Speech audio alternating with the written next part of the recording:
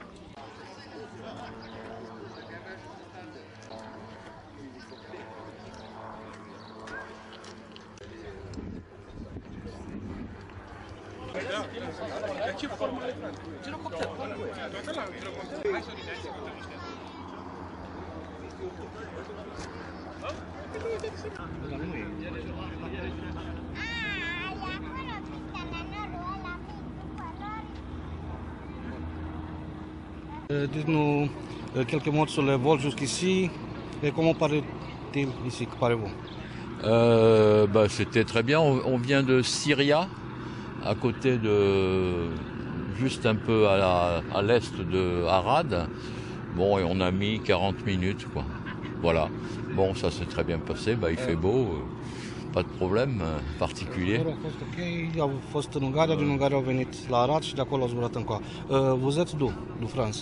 Enfin, moi, je suis du Luxembourg. Ah, du Luxembourg. Bon, mais le commandant de bord, il est de Bretagne.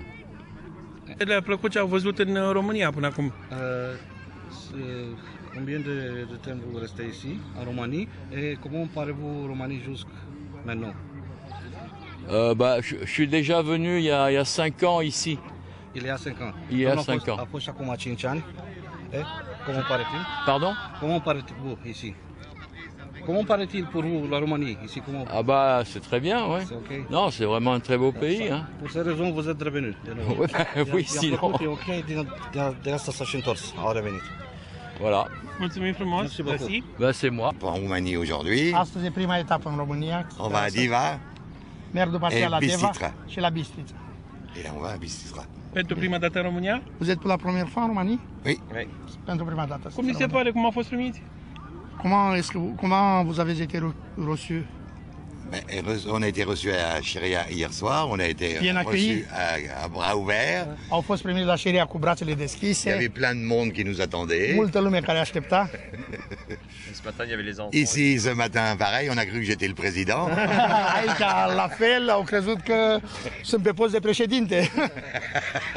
Să ne spună dânsul ce înseamnă pasiunea asta de a zbura și cam cât costă totuși, că costă o asemenea pasiune. Qu'est-ce que ça veut dire cette passion de voler et si ça coûte beaucoup? Hein? Oui. Ça coûte beaucoup et c'est la liberté d'être en l'air. E costă mult, este libertatea de a te simți în aer. Voilà, en France, on est beaucoup plus libre qu'ici en Roumanie où il faut laisser des plans de vol. Că e mai multă libertate în Franța în ce privește zborul și mișcarea în aer, da? Mais c'est coûteux quand même, hein? Ah oui, c'est coûteux, ouais. Da, și e destul de costisitor, totuși. Nous, en France, on n'est pas obligé de déposer des plans de vol, Ei în Franța nu sunt obligați să depună planuri de zbor. alors qu'ici en Roumanie, on est obligé de déposer des plans de vol tous les jours. Aici sunt obligați să depună planurile de zbor zilnic. Alors qu'en France, on sort du hangar, În Franța ies din on hangar, peut traverser la France pot sans traversa plan de Franța vol. fără niciun plan de zbor. On a juste besoin d'un plan de vol pour quitter la France. Numai pentru a părăsi Franța au nevoie de un plan de zbor. Concernant le prix, În ceea ce privește on prețul, peut construire son avion comme celui-là, je l'ai construit, il est en bois et en toile, avec un moteur de Volkswagen, de coccinelle. Il m'a coûté 10 000 euros.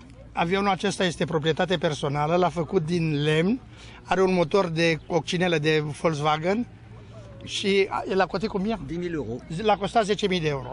Deci cu mâna dumneavoastră le-ați Acolo. făcut. Da, ăsta de aici. ca Tout să fini, filmeze, tout să vadă. terminé. Totul l-a făcut de la început la sfârșit. Sans Hai compter să ne les heures arate de un pic, travail. să ne arate un pic despre ce e vorba, cam ce a făcut acolo. Ah, si vous voulez leur donner des détails.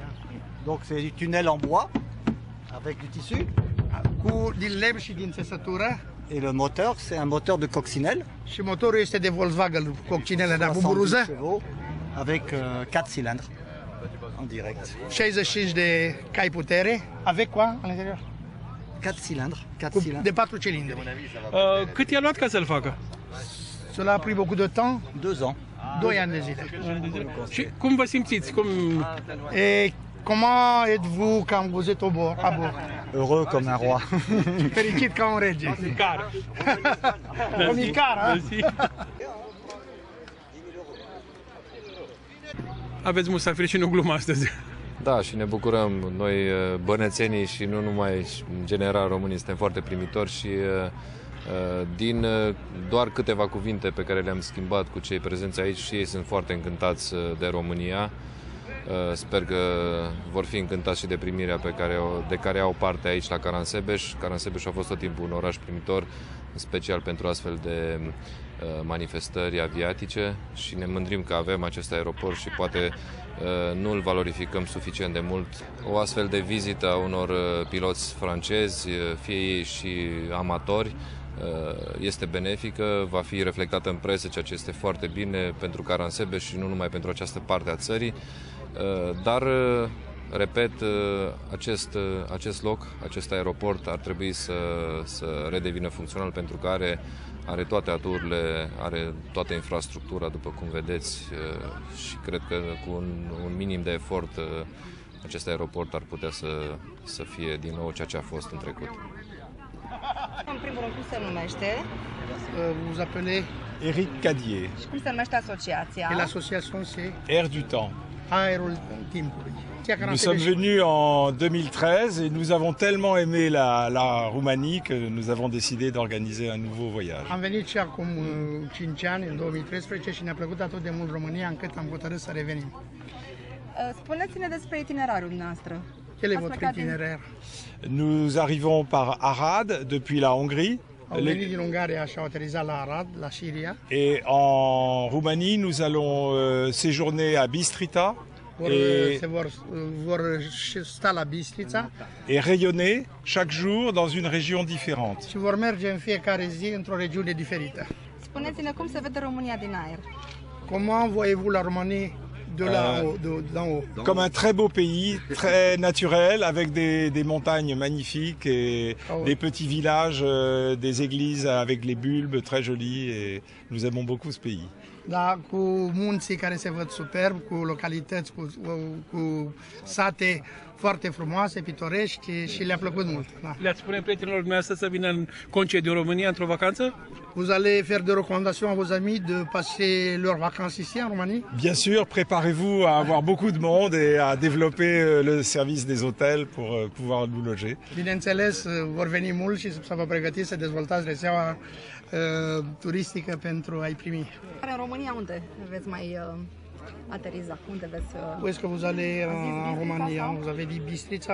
Oui, nous séjournons dans le nord à Bistrita. Vor sta acolo, baza va fi la Et Bistrița. nous allons rayonner vers Brasov, De vers acolo vor mai merge în alte părți, Brașov, Inoi-Chris, vers Chișinău-Criș, Suceava, dans toutes les régions où nous pouvons aller. deci peste tot, în toate regiunile. Et nous espérons que le beau temps continue. Și Câte aparate de zbor sunt total? il y a combien d'appareils au total? 28 appareils dans notre groupe. 28 de aparate, da? În regulă, mulțumim. Și speră ca să-i ajute și timpul. C'est bien la langue romaine, mais pour Mais parler... le roman, c'est une langue latine, comme le français. Mais pour parler... Voilà, on vous accueille avec les coutumes traditionnelles roumaines. Le pain, le sel et la bouteille. Hein. Ah, surtout la bouteille et Oui, et la prune. Hein. des très jolis costumes. Surtout.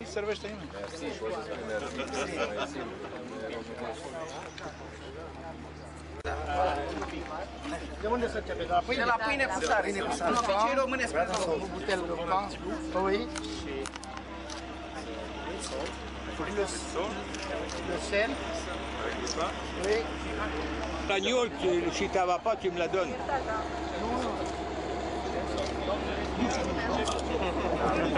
Les flags. Ok, we have the stadium.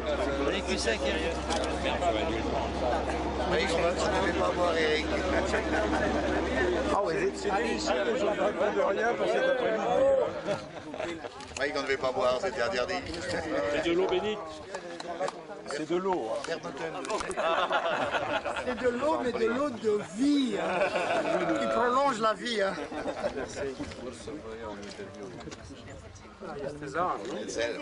Până la Vlaiu, exclusiv Am auzit că veniți în zonă. Et puis Am le de evenimentul ăsta. Gândesc de mult. Da. Mai interesant decât...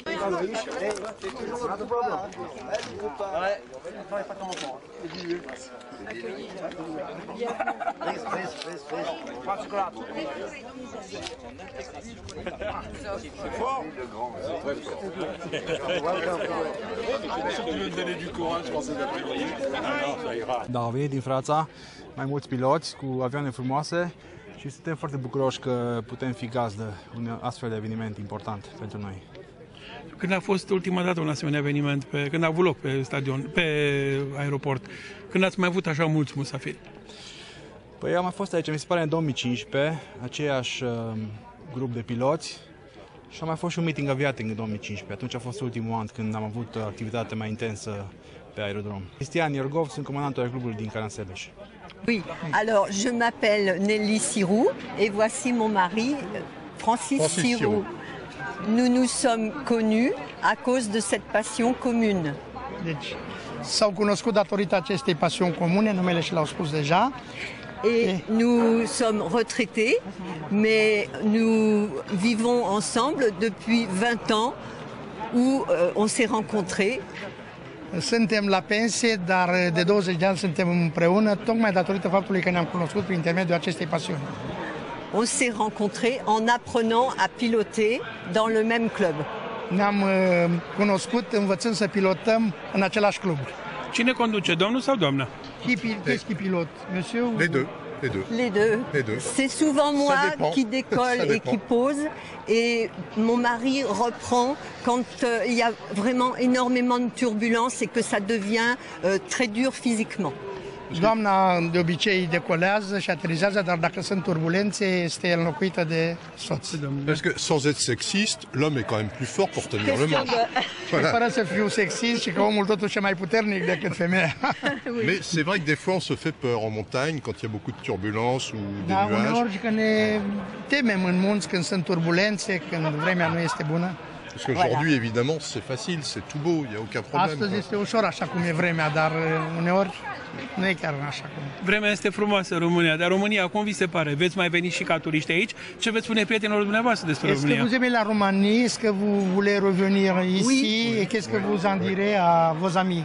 Alors, je vais dire que votre accueil est fantastique Primirea dumneavoastră e fantastică et que ça donne envie de revenir, mais au sol, pour pouvoir visiter les belles choses, la région, les châteaux, les vieilles villes, les forteresses, toutes les vieilles pierres.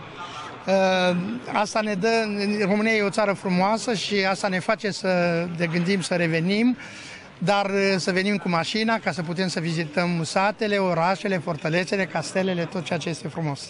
Ultima întrebare pentru domnul, ce înseamnă din punct de vedere financiar un asemenea hobby? Că mă gândesc că costă ceva. Financièrement, qu'est-ce que cela veut dire pour vous, un tel hobby? Ça veut dire que ça passe avant tout le reste.